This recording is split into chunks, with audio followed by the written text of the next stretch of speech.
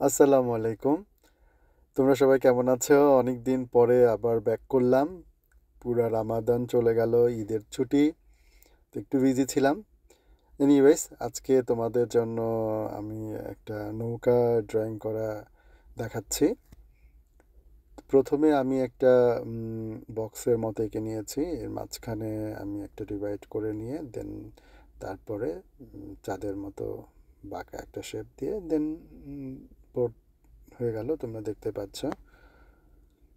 Very easy. দেন আমার sketch complete. আমি কালারে চলে আসছি। তো এটা খুব সিম্পল, একদম নর্মালি একটা একটু ডার্ক কালার চুজ করে নিয়ে তারপরে আমি ফার্স্ট ওয়াশটা দিয়ে নিয়েছি। তারপরে একটু ব্ল্যাক কালারটা দিয়ে দিলাম। দেন আমি এখন ভিতরের অংশটা করেছি এবং আমি একটু পানির অংশটাও করেছি, দেখতে পাচ্ছ। সো ইটস ডান। আমার মোটামুটি এটা হয়ে গেছে। সো বরাবরের মতো তোমরা তো জানো যে আমি আবার একটু অ্যাডভান্স লেভেলে যারা প্র্যাকটিস করতে চাও তাদের জন্য আরেকটা ছবি ড্রয়িং করে দিই আর কি। এটা আমার করতেও ভালো লাগে। তো আজকেও আমি একটা বাংলাদেশের গ্রামের ছবি আঁকছি। তো মোটামুটি আমার ফার্স্ট ওয়াশগুলো কমপ্লিট। তো এই তো বোর্ডটা আঁকছে। এখানে আমি ব্ল্যাক দিয়ে স্টার্ট করেছি বোর্ডে।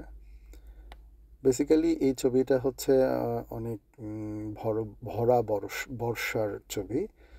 তো বর্ষাকালে পানিতে একটা নৌকা বাঁধা আছে। আমি আস্তে আস্তে আরও অনেক ভালো ছবিগুলো তোমাদেরকে দেওয়ার চেষ্টা করব, যাতে তোমরা সেটা দেখে আরও মজা পাও। আমি আস্তে আস্তে অলরেডি স্টার্ট করেছি। আমি বর্ষার ছবি আঁকবো, শরতের ছবি আঁকবো, অনেক ছবি আঁকবো ইনশাল্লাহ। তো তোমরা দেখতে পাচ্ছ আমি যে সামনের ঘাসগুলো দিচ্ছি, একটু ডিপ কালারে চলে আসছে। একটার পর একটা লেয়ার দিয়ে যাচ্ছে। এটা কিন্তু আমি বরাবরই বলেছি যে এটা প্র্যাকটিসের বিকল্প নাই। এখানে প্র্যাকটিস কালারে আসলে ওরকম ধরে একটার পর একটা বলবো আর সেটা হয়ে যাবে, এটা আসলে কখনোই সম্ভব না। এটা অবশ্যই প্র্যাকটিস। প্র্যাকটিস যত করবা তত তোমার ছবিটা অনেক ক্লিয়ার হয়ে আসবে। তুমি নিজেই বুঝতে পারবা যে এখন কোন স্টেপটা আমার ফলো করা উচিত। ঠিক আছে? তো দেখো, আমি সামনে যে ঘাটটা আছে যেখানে নৌকাটা বাঁধা, সেখানে আসলে একটা বড় গাছের ডালের অংশ আমরা দেখতে পাচ্ছি। সেটা আমি অলমোস্ট কমপ্লিট করে ফেলছি।